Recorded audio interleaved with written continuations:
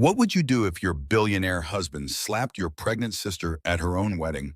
Victoria thought she knew the man she married. But when FBI agents raided their penthouse and accused her of stealing $57 million from retirees, she discovered her entire marriage was a lie. Her perfect life built on stolen money.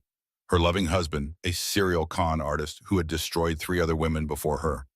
Now Victoria faces federal prison for crimes she never knew were happening, while her husband escapes to international waters with his real wife. This is the shocking true story of how one woman fought back against the perfect trap. Hit that like button if you're ready for a story that will change how you think about trust. And don't forget to subscribe because stories like this could save lives. The champagne flute shattered against the marble floor of the Napa Valley estate, crystalline fragments catching the afternoon sunlight like scattered diamonds. 200 wedding guests gasped in collective horror as Bradford Montgomery's hand hung frozen in the air, his face twisted with rage. Madison Hayes Parker, 6 months pregnant and radiant in her ivory gown, stumbled backward, her hand pressed against her reddening cheek. The wedding reception fell into deathly silence except for the distant sound of someone's phone hitting the ground.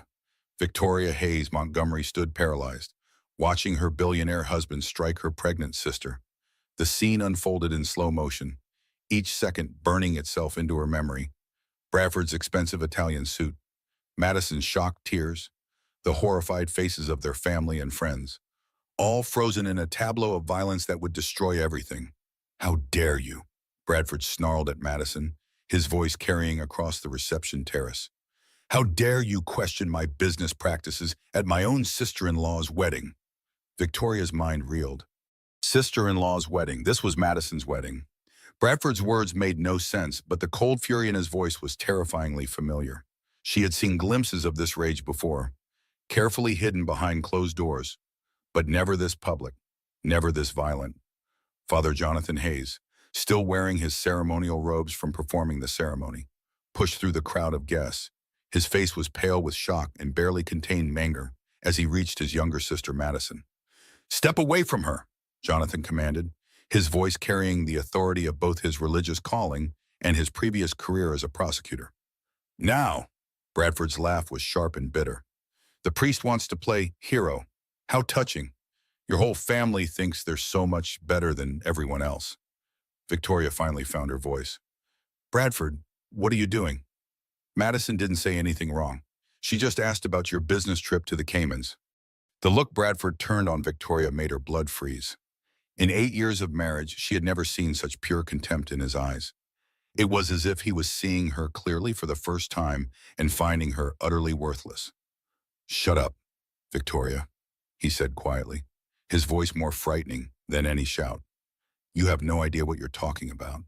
You never do." Around them, wedding guests began pulling out their phones. Victoria could see the little red recording lights, dozens of them, capturing every moment of their family's humiliation. By tomorrow, this would be viral. By next week, it would define them forever. Madison's new husband, Jake Parker, stepped forward, his face flushed with anger. "You need to leave, now, before I call the police." "The police?" Bradford's smile was predatory. "That's interesting. You might want to reconsider that threat." Victoria felt the world tilting beneath her feet. Something was very wrong here. Something beyond Bradford's inexplicable violence. The way he spoke about the police, the strange confidence in his voice, despite having just committed assault in front of 200 witnesses. The cryptic comment about his business trip. Jonathan placed a protective arm around Madison, who was quietly crying, one hand cradling her pregnant belly. "Victoria, we need to talk. Privately. Right now." But Bradford was already walking away, straightening his tie as if nothing had happened. "Victoria, we're leaving. Get your purse." "I'm not going anywhere with you," Victoria said, surprised by the steadiness of her own voice. "Not after what you just did." Bradford stopped and turned back, his smile cold enough to freeze blood. "Yes, you are. Because if you don't, you're going to regret it for the rest of your very short, very poor life." The threat hung in the air like smoke. Victoria looked at her sister's tear-stained face, at her brother's worried expression, at the sea of shocked guests, and realized that her perfect life was about to collapse in ways she couldn't even imagine. 6 hours earlier, She had been Mrs. Bradford Montgomery, wife of a tech billionaire, living in a world of private jets and designer gowns. Now, watching her husband walk away with the casual confidence of a man who had just destroyed everything, Victoria understood that she had never really known him at all. The recording phones continued to roll, capturing every moment of her humiliation. By tomorrow, the whole world would see the moment her marriage died, 6 hours before the slap that would change everything. Victoria Hayes Montgomery stood in the bridal suite of the Silverado Resort, helping her sister Madison into her wedding dress. The morning sun streamed through floor-to-ceiling windows, painting the Napa Valley in shades of gold and green. "I still can't believe you married Bradford," Madison said, adjusting her veil in the antique mirror. "I mean, I know he's successful and everything, but sometimes when he looks at you, it's like he's calculating your value." Victoria's hand stilled on Madison's buttons. "What do you mean, Matt?" "Nothing specific. Just a feeling. Like at Christmas when you mentioned wanting to go back to marketing, and he shut it down so quickly. Or how he always has to approve what you wear to his company events." Victoria forced a laugh, but her sister's words hit uncomfortably close to home. "He just has strong opinions about image. When you're a public figure like Bradford, everything matters." "You're a public figure too, Victoria. You used to run marketing campaigns for Fortune 500 companies. You had your own life before him." Before Victoria could respond, Bradford's voice echoed from the hallway. "Victoria, where are you? We need to discuss the seating arrangements." Mom, Madison rolled her eyes. "See what I mean? It's your sister's wedding, not a board meeting." Victoria opened the door to find Bradford impeccably dressed in his charcoal gray suit. His phone pressed to his ear. He held up one finger, indicating she should wait while he finished his call. "I don't care what the timeline was originally," he said into the phone. "Saying?" His voice sharp with irritation. "The situation has changed. We need to accelerate everything by 72 hours. Victoria frowned. Bradford's tech company had been working on some kind of expansion lately, but he had been unusually secretive about the details. Normally, he loved discussing his business victories, using them as opportunities to demonstrate his superior intelligence and strategic thinking. "No, she doesn't know anything," Bradford continued, his eyes meeting Victoria's for a moment. "She's not a problem. Neither of them are problems. They're just temporary complications." A chill ran down Victoria's spine. Who was he talking about, and what did he mean by temporary complications? Bradford ended his call and slipped his phone into his jacket pocket. "Sorry about that. Crisis at the office. You know how it is." "Actually, I don't know how it is," Victoria said carefully. "You haven't told me anything about what's been happening at Montgomery Tech lately. Every time I ask, you change the subject." Bradford's smile didn't reach his eyes. "Business is complicated, sweetheart. You wouldn't understand the technical aspects. That's why I handle all our financial matters. It's better that way." The dismissal stung, but Victoria had learned not to push when Bradford used that tone. 8 years of marriage had taught her to recognize the warning signs of his displeasure. "Now," Bradford continued, "about the seating arrangements. I need you to make sure Detective Stone and her husband are moved to table 12, away from our table." "Detective Stone, I don't remember anyone by that name on the guest list. She's Jake's cousin, police officer from San Francisco.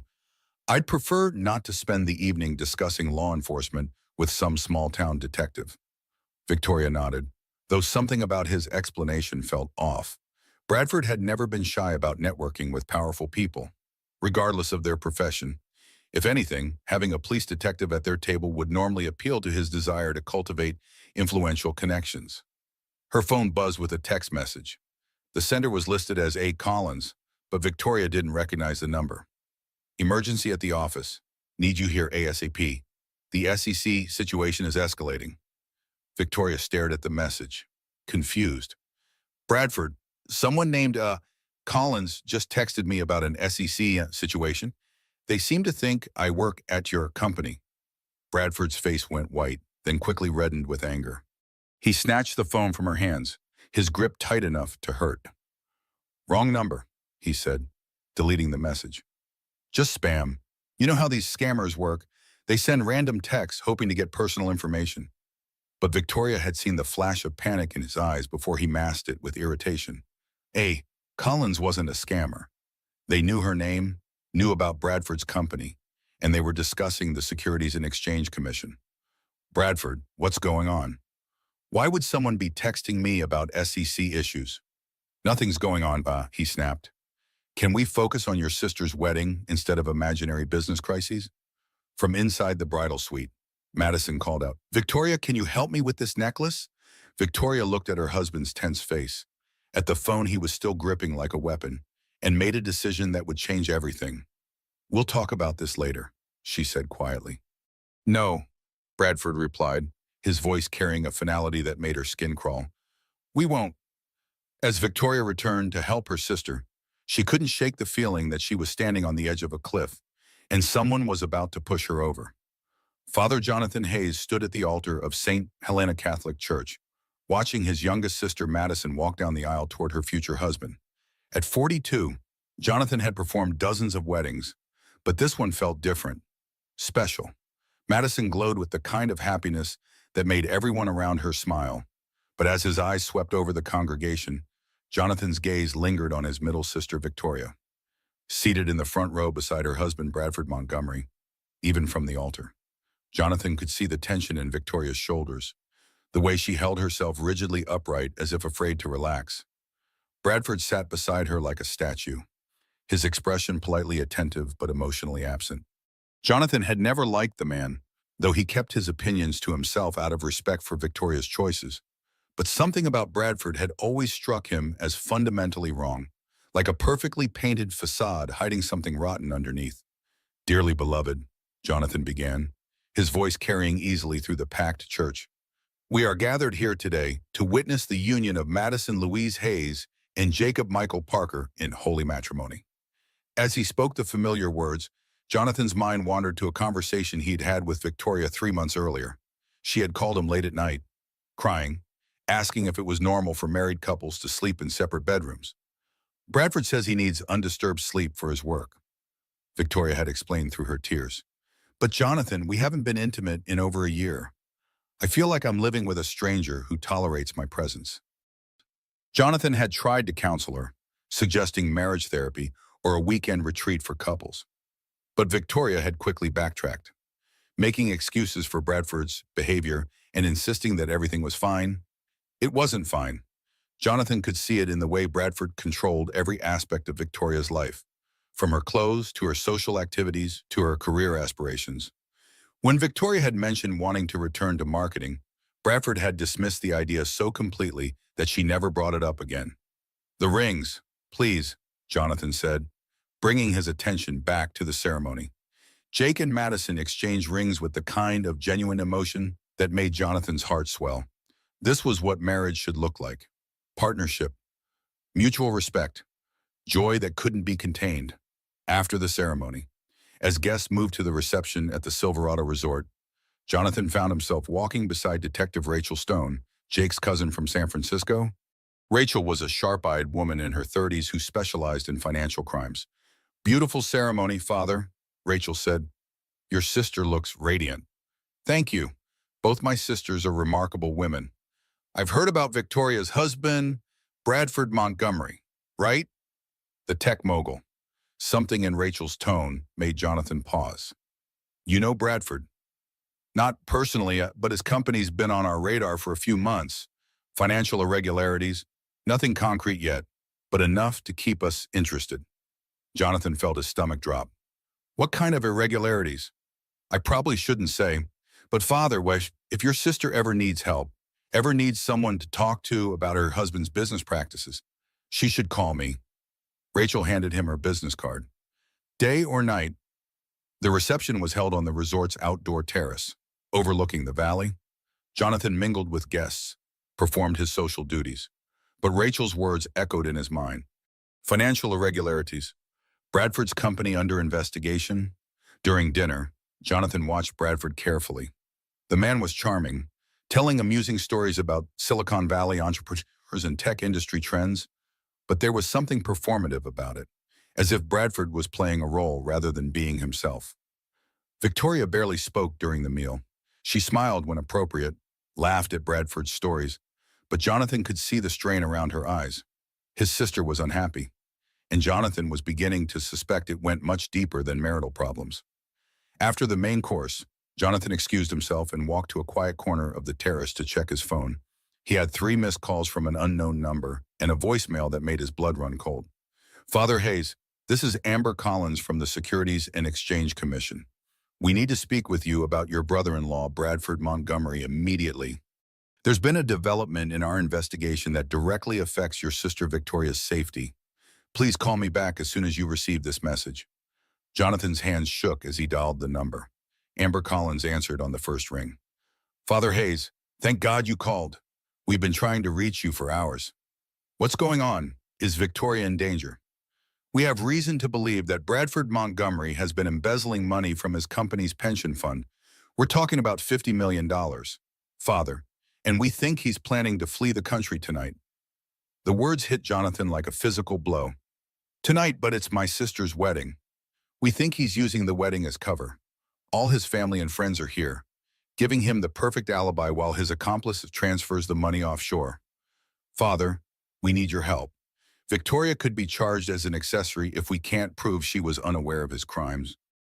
Jonathan closed his eyes, thinking of Victoria's financial dependence on Bradford, her complete trust in his business decisions, her isolation from their previous career and friends. What do you need me to do? We need someone Bradford trusts to get him talking, someone he won't suspect, someone who could wear a wire. You want me to betray my brother-in-law at my sister's wedding? We want you to save your sister from spending the rest of her life in federal prison. Jonathan looked through the terrace doors at Victoria, sitting beside Bradford, both of them smiling for wedding photos. His sister had no idea that her husband was a criminal, no idea that her entire life was built on stolen money, no idea that in a few hours, everything she thought she knew would be destroyed. Tell me what you need me to do, Jonathan said quietly. But as he spoke the words, a commotion erupted inside the reception hall. Through the glass doors, Jonathan saw Bradford standing over Madison, his hand raised, his face twisted with rage. And then he struck her. The investigative plan became irrelevant in an instant.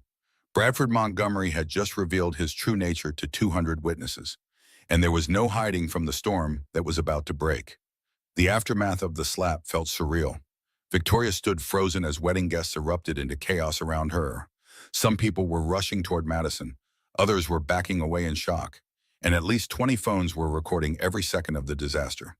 Bradford straightened his tie with casual indifference, as if he had just swatted a fly rather than struck a pregnant woman at her own wedding reception. The transformation was complete and terrifying. The charming billionaire who had delivered a heartfelt toast just an hour earlier had vanished, replaced by someone cold and calculating. Victoria, Bradford said calmly, get your purse. We're leaving. I'm not going anywhere with you, Victoria replied, surprised by the strength in her own voice. Not after what you just did to my sister. Madison was crying quietly, one hand pressed to her cheek while Jake and Jonathan flanked her protectively. The red mark from Bradford's hand was already beginning to swell. You hit a pregnant woman, Victoria continued, her voice rising. At her own wedding, in front of everyone. What's wrong with you? Bradford's laugh was sharp and mirthless. What's wrong with me, Victoria? Sweetheart, you have no idea what's about to happen. But if you come with me right now, quietly, I might be able to protect you from the worst of it. Protect me from what? From the consequences of being married to me. The cryptic response sent ice through Victoria's veins. Around them, she could hear guests murmuring, phones clicking as photos were taken, the distant sound of sirens. Someone had called the police. Detective Rachel Stone appeared at Victoria's elbow, her badge visible on her belt. Mr. Montgomery, I'm going to need you to stay here until the local officers arrive. Bradford studied Rachel with calculating eyes. Detective Stone, isn't it Jake's cousin from San Francisco? How convenient that you're here, but not convenient, lucky, for Victoria. Is it? Bradford smiled, but there was no warmth in it. Tell me, Detective, how much do you know about insider trading, about pension fund embezzlement, about the fascinating ways that money can disappear from corporate accounts? Victoria felt the world tilting beneath her feet. Bradford, what are you talking about? Your husband, Rachel said quietly, has been stealing money from his employees' retirement funds. $50 million. Victoria. And all of it has been flowing through accounts with your name on them. The words hit Victoria like physical blows. Accounts with her name, stolen money, $50 million. That's impossible, Victoria whispered. I don't have access to any business accounts. I don't even know the passwords to our personal banking. No, Bradford said with mock sympathy.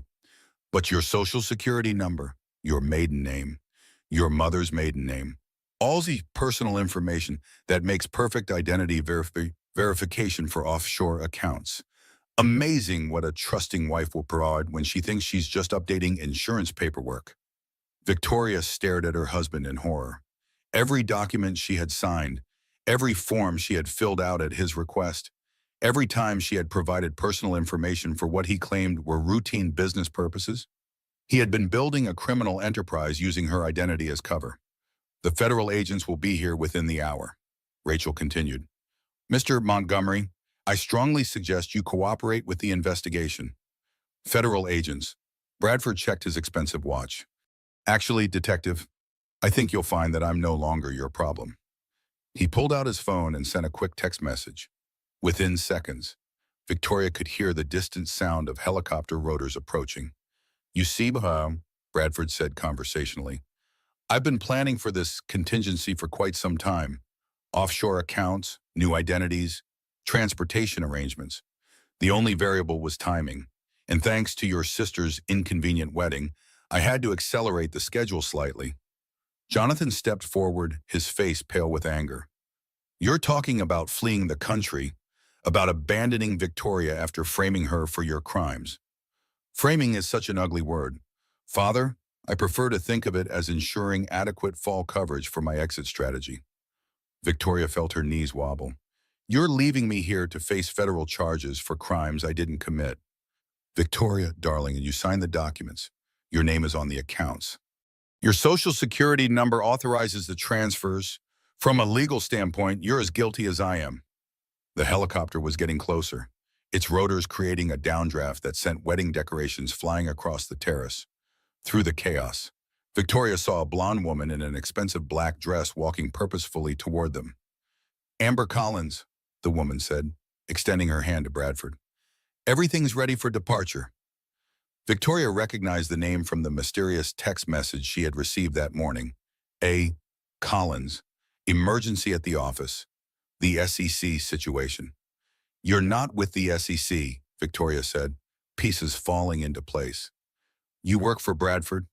Amber smiled. Actually, with Mrs. Montgomery. I am Bradford. Legally speaking, we were married 2 years ago in the Cayman Islands. You, on the other hand, are what we call the useful accomplice. The revelation hit Victoria like a tsunami. Bigamy. Her entire marriage was illegal. She wasn't Bradford's wife. She was his victim, his unwitting criminal partner, and his designated scapegoat. The helicopter landed on the resort's helicopter pad, its rotors still spinning. Bradford straightened his jacket and checked his watch again. Time to go, he said to Amber. The federal warrant will be issued within 30 minutes, and I'd prefer to be in international waters by then. Victoria found her voice. What about everything we built together, our home, our life, our marriage? We never had a marriage. Victoria, we had a business arrangement. You provided social legitimacy and criminal cover. I provided financial security and luxury lifestyle. But the arrangement has reached its natural conclusion. Bradford started walking toward the helicopter, then paused and turned back. Victoria, I want you to know that you served your purpose admirably. You were the perfect trophy wife. Beautiful, trusting, completely uninterested in business details. You made it remarkably easy to build a criminal enterprise without scrutiny. As the helicopter lifted off with Bradford and Amber aboard, Victoria stood surrounded by her shattered family, wedding guests, and the debris of her demolished life, finally understanding that she had never really known her husband at all. The man she had loved for 8 years had been a complete fiction, and now she was left to face the consequences of crimes she never knew she was committing. 3 hours after Bradford's dramatic helicopter escape, Victoria sat in the Napa County Sheriff's Office, still wearing her blue silk wedding guest dress, Now wrinkled and stained with tears, FBI agents had arrived from San Francisco, transforming Madison's wedding reception into a federal crime scene. Detective Rachel Stone sat across from Victoria in the small interview room, a thick folder of documents spread between them. Jonathan sat beside his sister, no longer in his ceremonial robes but wearing the serious expression of someone who had seen too much suffering. "Victoria," Rachel began gently, "I need you to understand the scope of what Bradford has done. This isn't just embezzlement. This is a sophisticated criminal enterprise that has been operating for at least 3 years." Victoria stared at the documents spread across the table. Bank statements, wire transfer records, corporate filings, all bearing her forged signature or personal information. Montgomery Tech never existed as anything more than a shell company. Rachel continued. Bradford created it to legitimize the pension fund investments. He convinced 12 different companies to transfer their employee retirement funds to his management, $57 million in total. "Where did the money go?" Victoria asked, her voice barely above a whisper. "Offshore accounts in the Cayman Islands, Switzerland, and Singapore. All established using your personal information as the beneficial owner." Jonathan leaned forward. "Rachel, can you verify that Victoria had no knowledge of these activities?" "That's what we're hoping. Victoria, I need you to walk me through your marriage, everything, how Bradford controlled your finances, your access to information, your daily activities." Victoria closed her eyes, thinking back over 8 years of marriage. "He handled everything, all our banking, investments, davies, even our household bills. He said it was more efficient that way, and I trusted him." "Did you ever question his business activities?" "I tried to, especially in the last year, when he became more secretive. But whenever I asked questions, he made me feel stupid for not understanding. He said business was too complicated for me to follow." Rachel nodded, making notes. "Classic financial abuse pattern: isolation, dependency, gaslighting." "What about social activities, friends' career?" "He discouraged me from maintaining friendships with people from my marketing career, said they were jealous of our success and would try to undermine our marriage. The only social events we attended were related to his business or his choice of charities." "Victoria," Jonathan said softly, "do you remember when you wanted to go back to work last year?" Victoria nodded, fresh tears starting. "I missed having my own career, my own income. But Bradford said it would look bad for his image if his wife had to work. He said it would make people think he couldn't provide for his family." Rachel exchanged a meaningful look with Jonathan. "Victoria, we need to discuss something difficult. Bradford's marriage to Amber Collins in the Cayman Islands means your marriage to him was never legal. You're not actually his wife." The words should have been devastating, but Victoria felt an unexpected wave of relief. "So I'm not responsible for his debts, his legal problems." "Unfortunately, it's not that simple. Your name is on multiple financial documents. You'll need an excellent criminal defense attorney, and you'll likely face federal charges unless we can prove your complete innocence." Victoria's phone buzzed with a text message from an unknown number. "Check the local news. You're famous now. Hope it was worth it." Rachel frowned. "Who has your number besides family?" "I have no idea." Jonathan was already pulling up news websites on his phone. His face went pale as he read. "Victoria, you need to see this." The headline on the San Francisco Chronicle website read, "Tech CEO's wife involved in $50 million pension fund scam." Below it was a photo of Victoria and Bradford at a charity gala, smiling and holding champagne glasses. "They're making me look like an accomplice," Victoria said, reading the article with growing horror. "Listen to this. Victoria Hayes Montgomery, wife of fugitive CEO Bradford Montgomery, lived a lifestyle of luxury funded by stolen retirement money. Sources close to the investigation suggest Mrs. Montgomery was heavily involved in the offshore money laundering operation." Sources close to the investigation. Rachel shook her head angrily. "No one from our team spoke to the media. Someone's deliberately trying to make you look guilty." Victoria's phone rang. The caller ID showed Mom. "Victoria, honey, what's happening?" Her mother's voice was tight with worry. "I'm seeing terrible things on the news. They're saying you stole money from retirees." "Mom, I can't really talk right now. But I need you to know that I had nothing to do with Bradford's crimes. I'm as much a victim as anyone else." Are you safe? Where are you?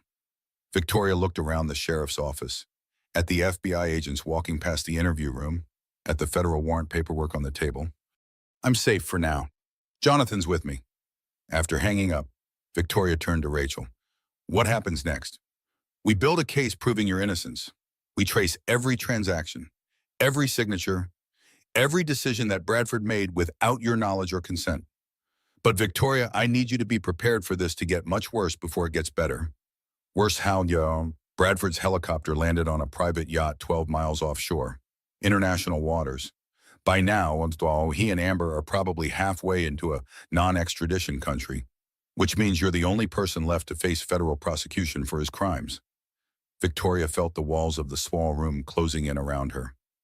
So he gets away with everything, and I go to prison for crimes I didn't commit.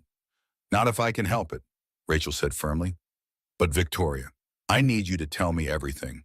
Every conversation, every document you signed, every time Bradford asked you for personal information.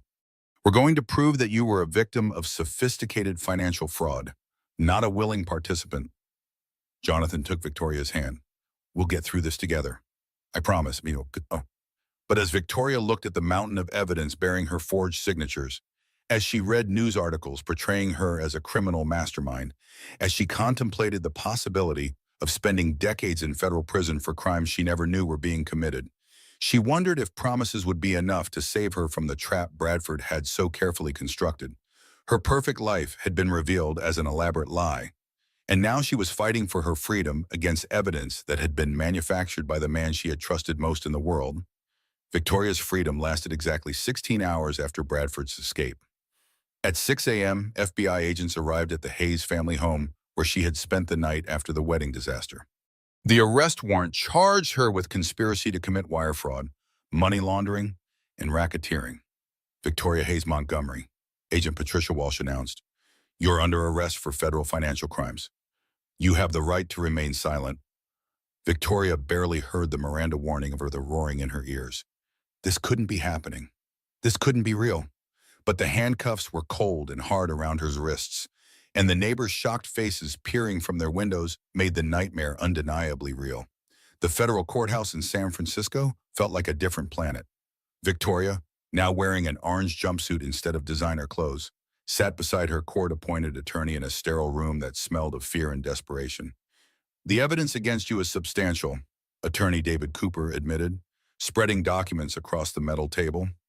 "Your signatures on dozens of financial documents, your social security number authorizing wire transfers, your personal information used to establish offshore accounts." "But I explained all that," Victoria protested. "Bradford forged my signatures. He used my personal information without my knowledge."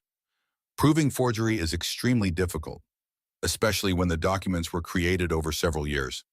The prosecution argues that no one could commit fraud of this magnitude without their spouse's knowledge and participation.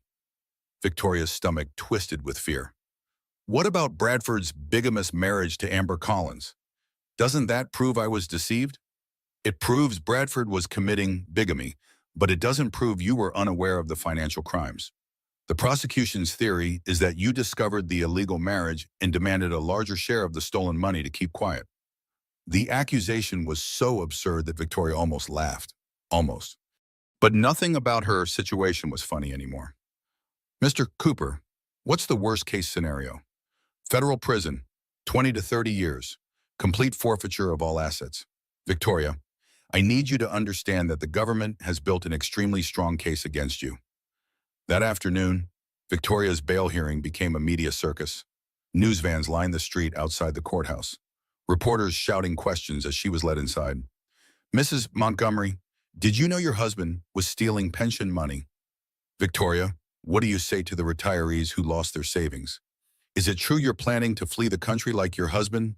Inside the courtroom, Federal Judge Maria Rodriguez reviewed Victoria's case with obvious skepticism.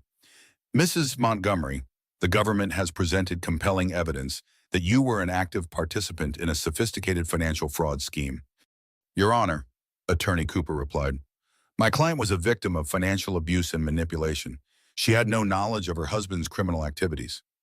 "Mr. Cooper, your client's signature appears on 47 separate financial documents over 3 years.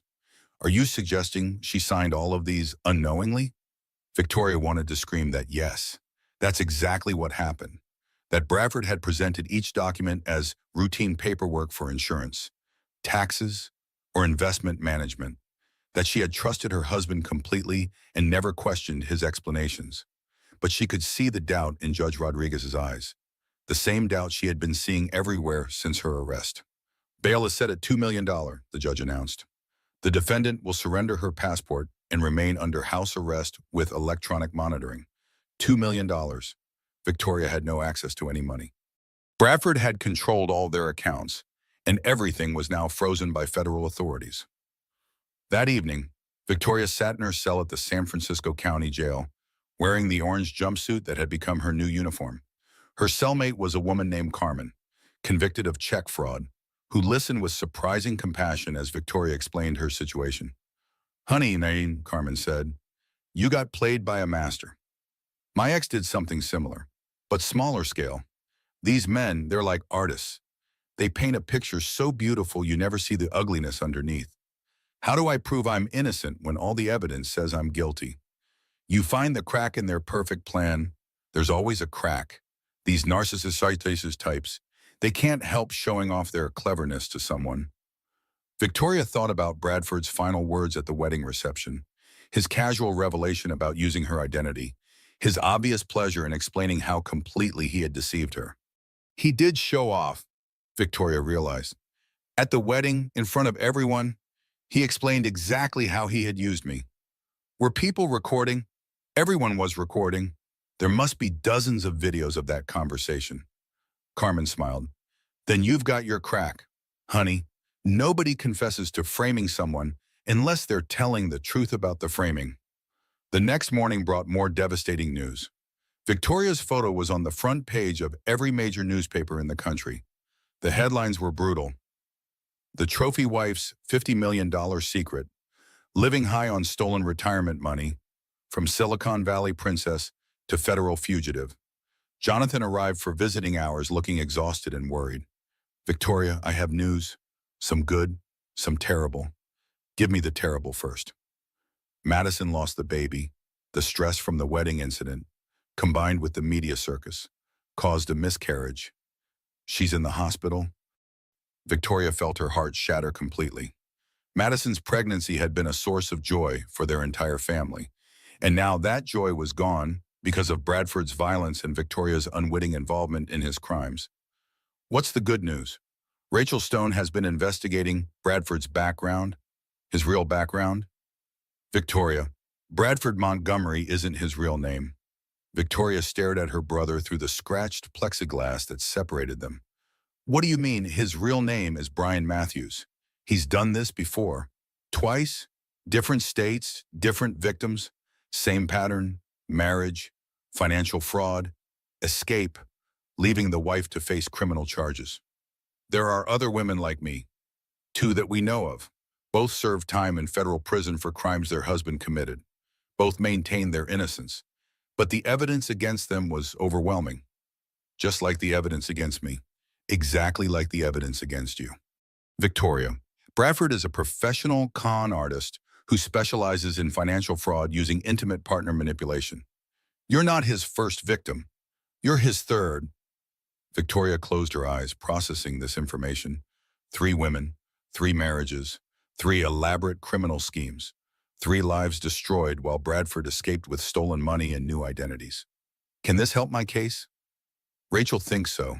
If we can prove a pattern of behavior, if we can find the other victims and get them to testify about Bradford's methods, we might be able to demonstrate that you were manipulated using identical techniques. For the first time since her arrest, Victoria felt a flicker of hope. But even as she clung to that hope, she knew that Bradford had spent years perfecting his methods. He was a professional criminal who had successfully destroyed 3 women's lives without facing any consequences. And now it was her turn to fight for her freedom against a system that had already been convinced of her guilt by the evidence Bradford had so carefully planted. The question wasn't whether Bradford was guilty. The question was whether Victoria could prove her innocence before his perfect plan sent her to federal prison for the rest of her life.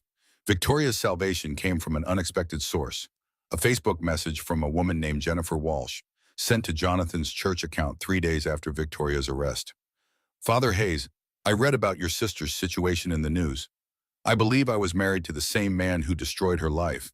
His name wasn't Bradford Montgomery when I knew him. It was Benjamin Martin. But the pattern is identical. Please contact me immediately. Jennifer Walsh lived in Portland, Oregon, and her story made Victoria's blood run cold.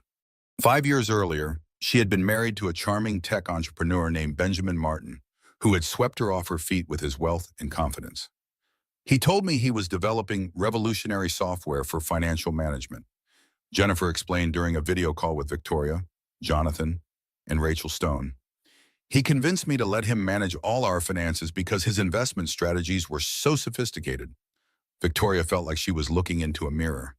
Did he make you feel stupid for not understanding business? Constantly. Whenever I asked questions about our money, he made me feel like I was being paranoid and distrustful. He said successful marriages required complete financial unity and trust. What happened to your career? Victoria asked. He convinced me to quit my job as a marketing director, said his wife shouldn't have to work, that it reflected poorly on his success. By the time I realized what was happening, I had been out of the workforce for 3 years and had no independent income. Rachel leaned forward. Jennifer, tell us about the criminal charges you faced.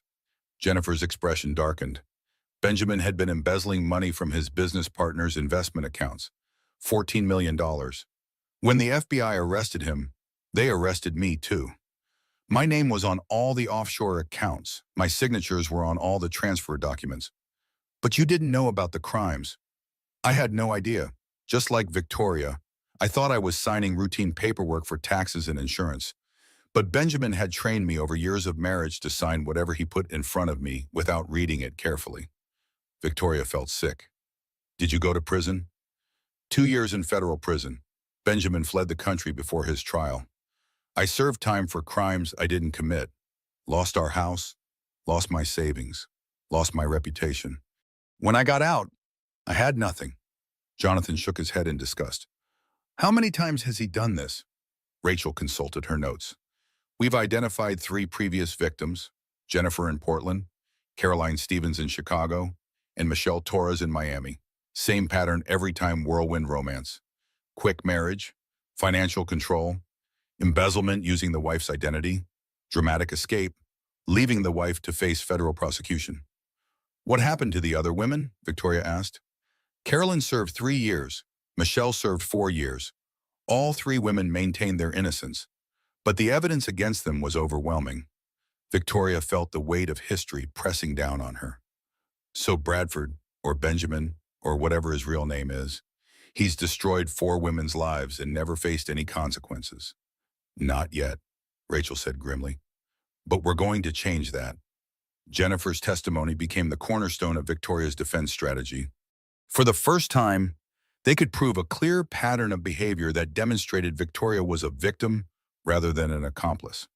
The methodology is identical across all 4 cases, explained Victoria's new defense attorney, Sarah Martinez, whom Jonathan had hired using the church's emergency fund: marriage, financial isolation, gradual access to personal information, sophisticated document forgery, embezzlement using the wife's identity, theatrical escape, and abandonment of the spouse to face prosecution.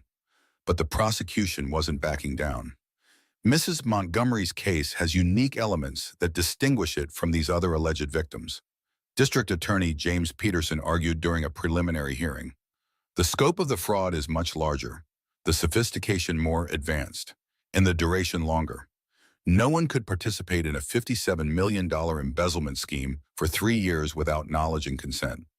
Victoria sat in the courtroom, listening to lawyers debate her fate as if she weren't there. The media coverage had been relentless and uniformly negative. Public opinion had already convicted her based on Bradford's carefully planted evidence. After court, Victoria met with Jennifer Walsh in person for the first time. The older woman's face bore the lines of someone who had survived trauma but never fully recovered from it. Victoria, I need you to understand something, Jennifer said as they sat in a small conference room. Even if you win this case, even if you prove your innocence, your life will never be the same. People will always whisper about you. Employers will always wonder, The internet is forever, and your name is now permanently associated with this scandal. Are you trying to discourage me from fighting? No. I'm trying to prepare you for what comes after. Because surviving the legal battle is only the beginning. And what do you mean? I mean that Benjamin, or Bradford, or whatever he's calling himself now, he didn't just steal money from us. He stole our identities, our reputations, our ability to trust our own judgment. Even after you prove your innocence, you'll spend years questioning every decision, doubting every relationship, wondering if you're smart enough to avoid being fooled again. Victoria thought about the 8 years she had spent with Bradford, the complete trust she had placed in him, the way she had gradually isolated herself from friends and career to support his success. How do you recover from something like that? Slowly, with help, and by accepting that the woman you were before him is gone forever.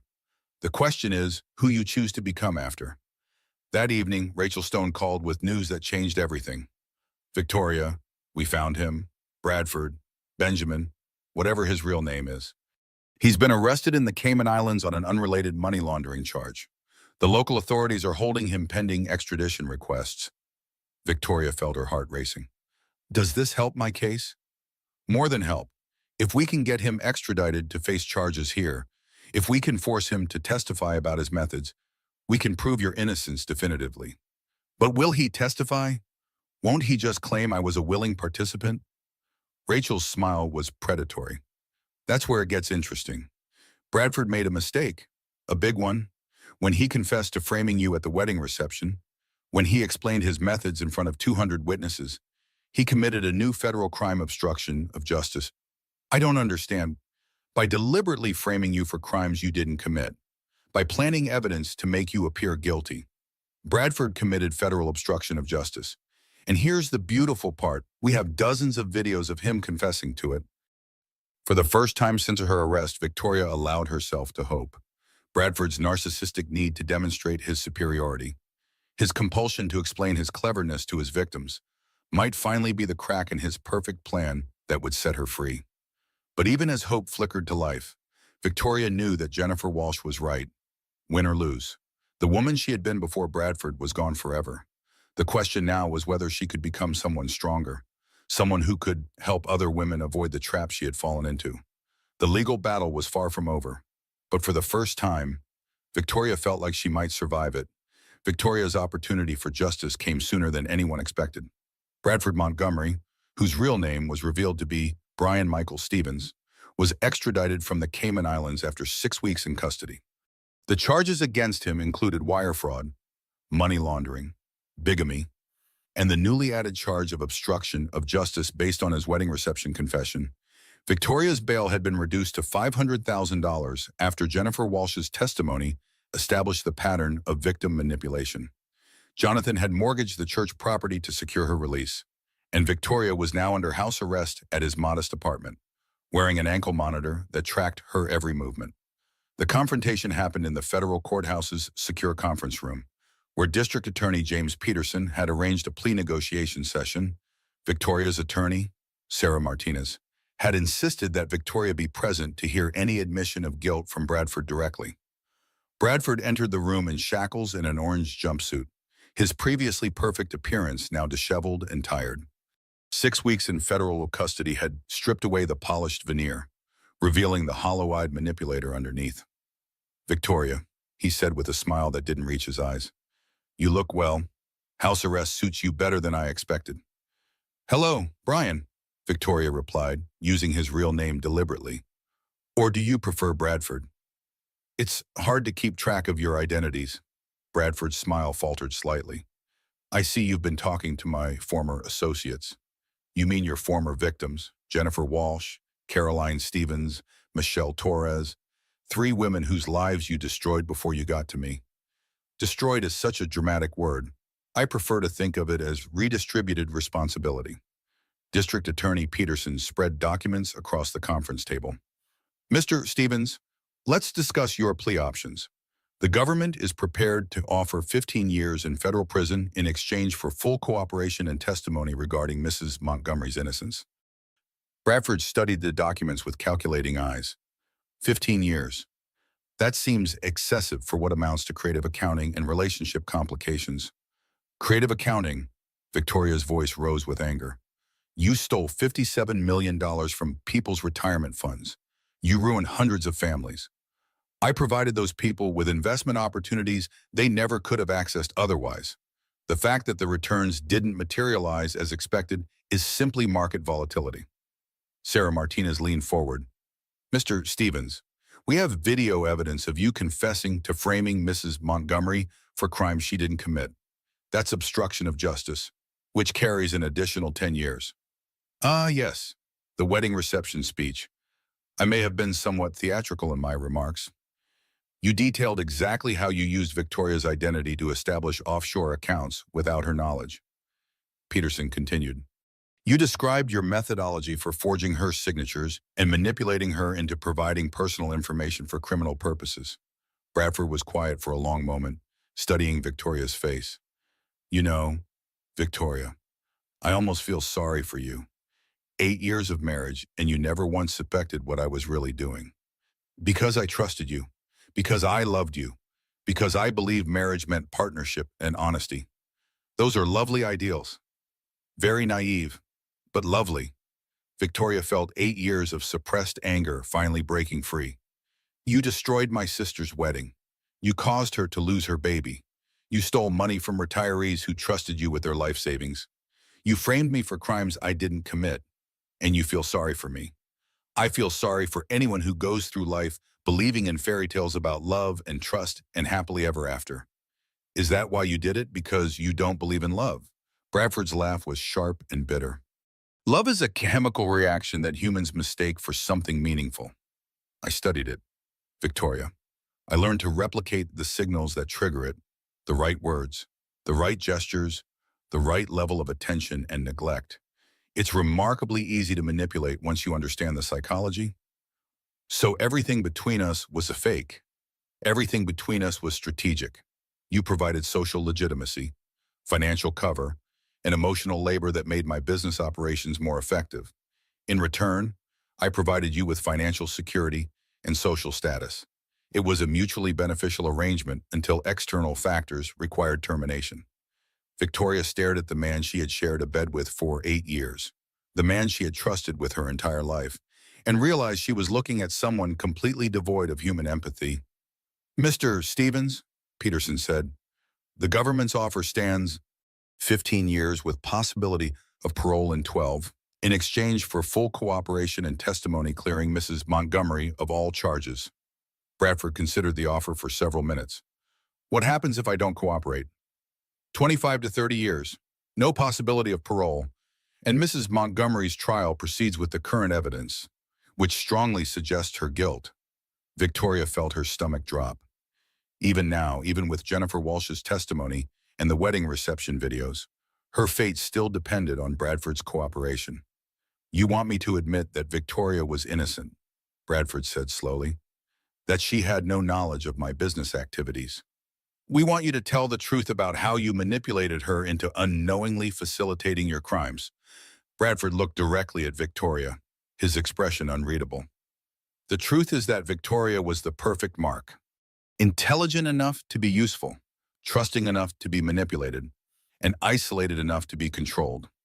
She signed every document I put in front of her, provided every piece of personal information I requested, and never once questioned my explanations.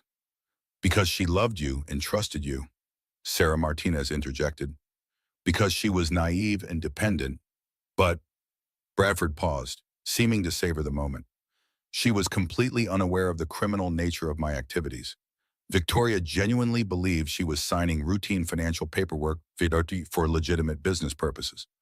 The admission hit Victoria like a physical blow. Relief, vindication, and heartbreak all at once. Are you willing to testify to that in court? Peterson asked. For 15 years instead of 30?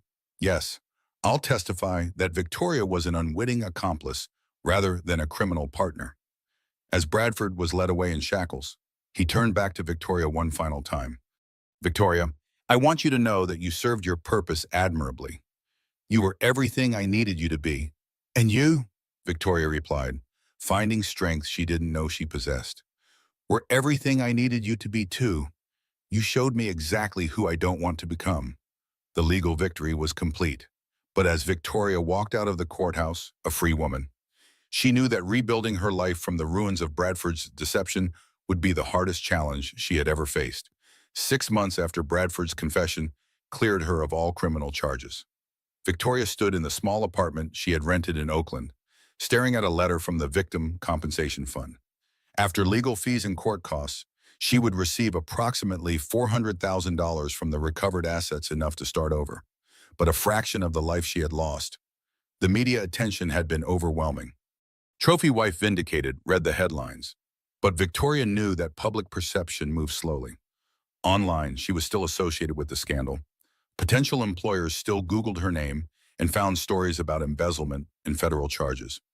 Victoria Puckminen, Jonathan said, entering her sparse living room with coffee and the morning newspaper. You need to see this.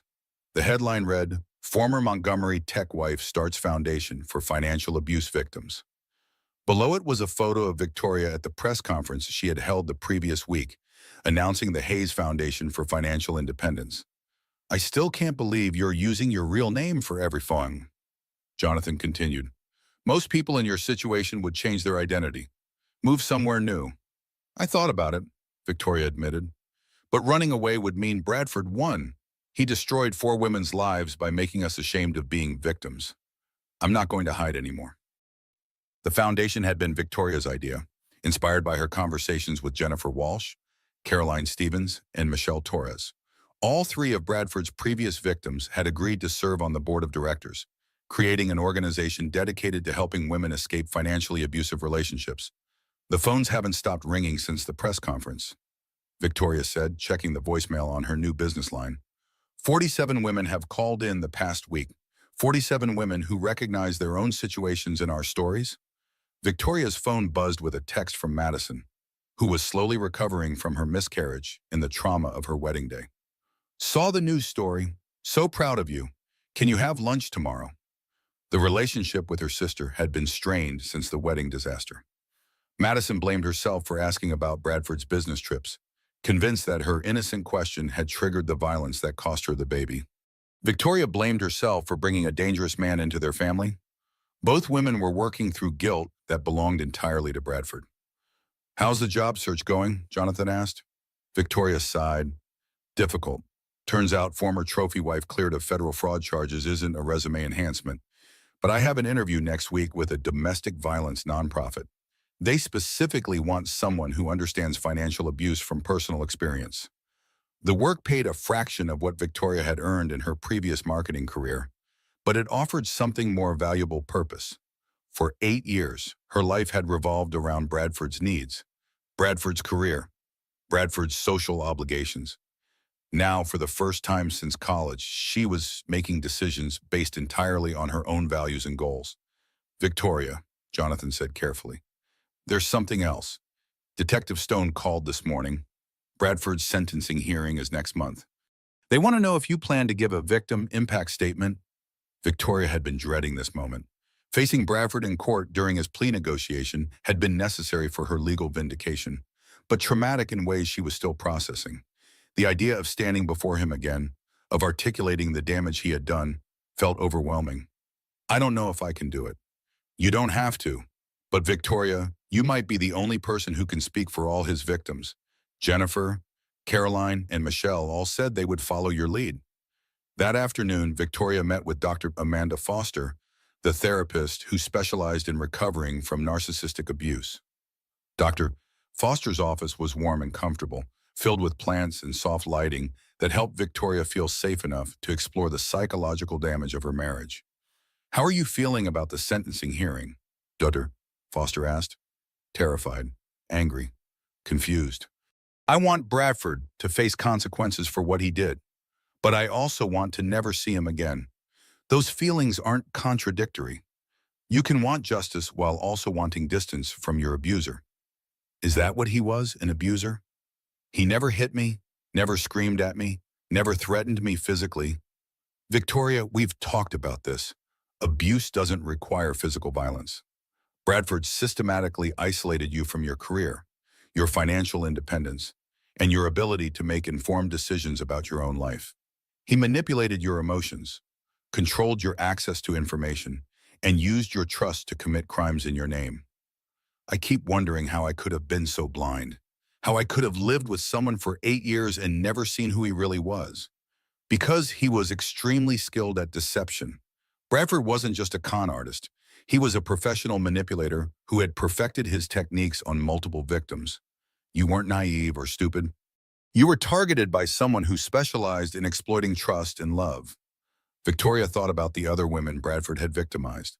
All intelligent, successful, accomplished women who had been systematically deceived and manipulated.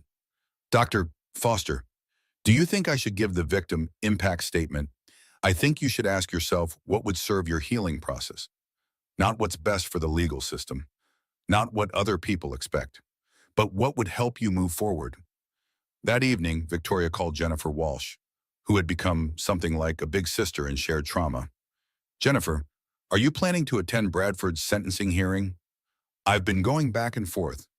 Part of me wants to see him held accountable. Part of me never wants to be in the same room with him again.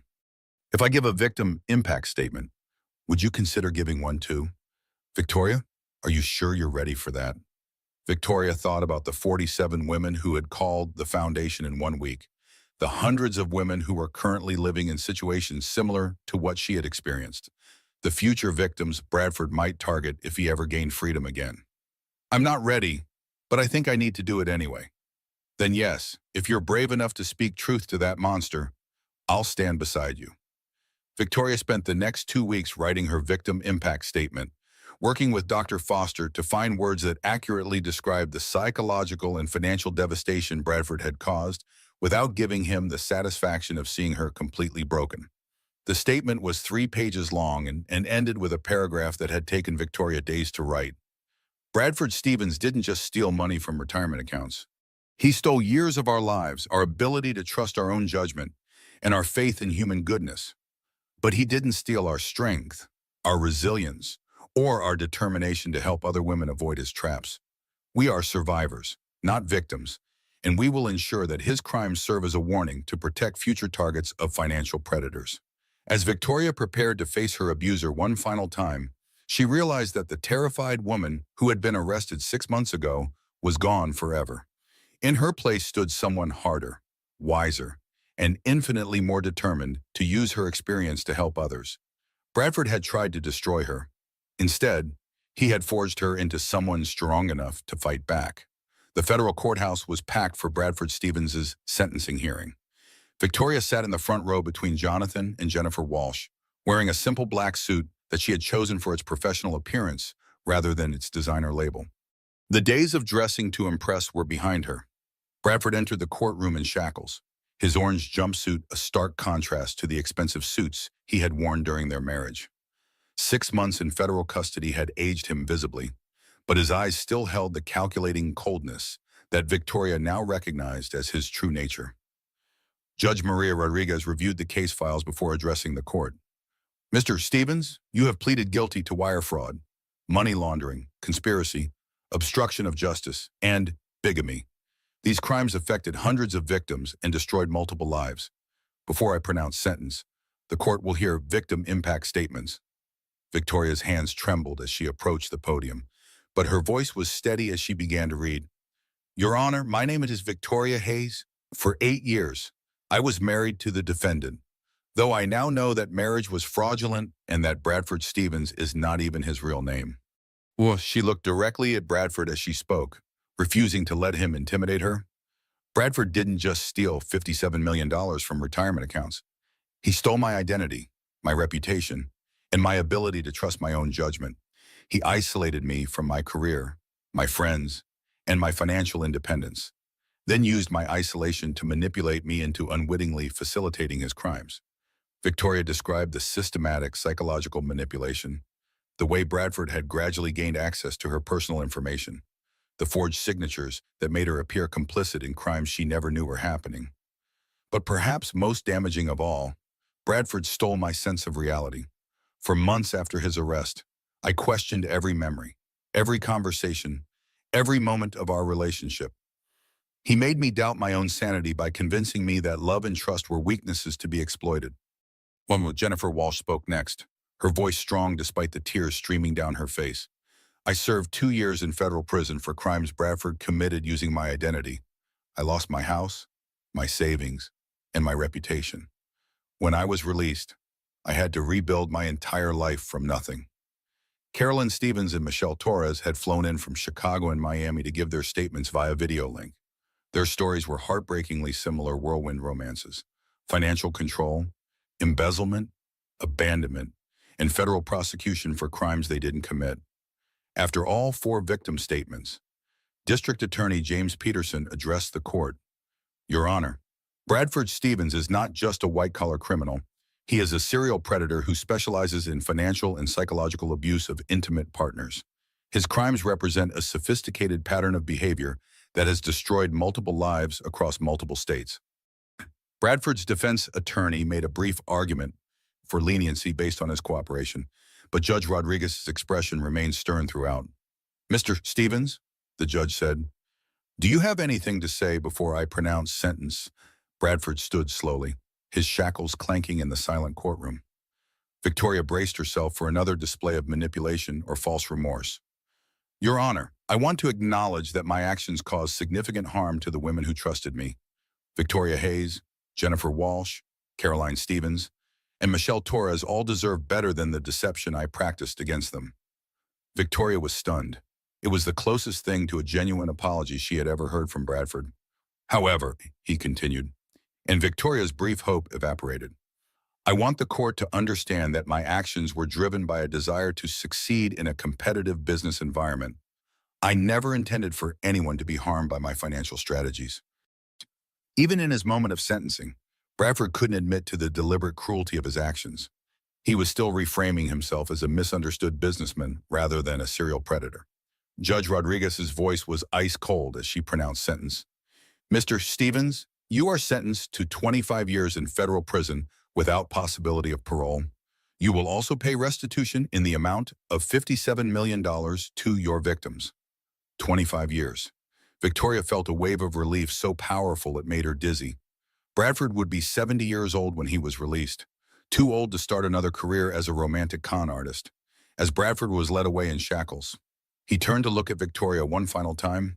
There was no remorse in his eyes, no recognition of the damage he had caused, only the cold calculation of a predator who had finally been caged. Outside the courthouse, Victoria faced a wall of reporters and cameras. For months, she had avoided media attention, but today she was ready to speak publicly about her experience. I want other women to know that financial abuse is real, that it can happen to anyone, and that there is life after surviving it, she told the assembled crowd. Bradford Stevens targeted intelligent, successful women because we had the most to lose, but we also had the strength to rebuild our lives after his crimes were exposed. 6 months later, Victoria stood in the Hayes Foundation's new office space in downtown Oakland, watching volunteers answer phones from women across the country who needed help escaping financially abusive relationships. The foundation had grown from Victoria's initial $400,000 investment to a $1 million organization supported by grants and donations. Victoria, said Dr. Amanda Foster, who now served on the foundation's board, there's someone here to see you. The visitor was a young woman in her 20s, well-dressed but nervous, who reminded Victoria painfully of herself 8 years earlier. Mrs. Hayes, my name is Amanda Collins. I read about your foundation online, and I think I might need help. My husband controls all our money, and I'm starting to suspect he's not the businessman he claims to be. Victoria sat down with Amanda in the foundation's comfortable counseling room, thinking about how different her life might have been if such a resource had existed when she first noticed red flags in her marriage to Bradford. Amanda, you're safe here. Tell me what's been happening. As the young woman described her situation, the financial isolation, the psychological manipulation, the growing suspicion that her husband's business activities weren't legitimate, Victoria realized that every woman they helped represented a life saved from the destruction Bradford had specialized in creating. That evening, Victoria sat in her modest Oakland apartment, reading emails from women who had found the courage to leave abusive relationships after hearing her story. The apartment was small and simply furnished, But every piece of furniture was chosen by Victoria herself, paid for with money she had earned through her own work. Her phone rang. The caller ID showed Madison's number. Victoria, I have news. Jake and I are pregnant again. 12 weeks. We wanted you to be the first to know. Victoria felt tears of joy streaming down her face. After everything Bradford had taken from their family, life was finding a way to heal and grow. Madison, that's wonderful. Have you thought about names? If it's a girl, we want to name her Hope, because your courage to fight back gave our whole family hope that we could survive what Bradford did to us. Victoria looked around her small apartment, at the foundation's business cards on her coffee table, at the photos of the women she had helped escape abusive relationships, and realized that Bradford had been wrong about everything. Love wasn't a weakness to be exploited. Trust wasn't naivety to be manipulated. And hope wasn't a fairy tale to be destroyed by cynicism. Victoria Hayes had survived the perfect trap. And in surviving, she had become strong enough to help other women escape before they fell into similar darkness.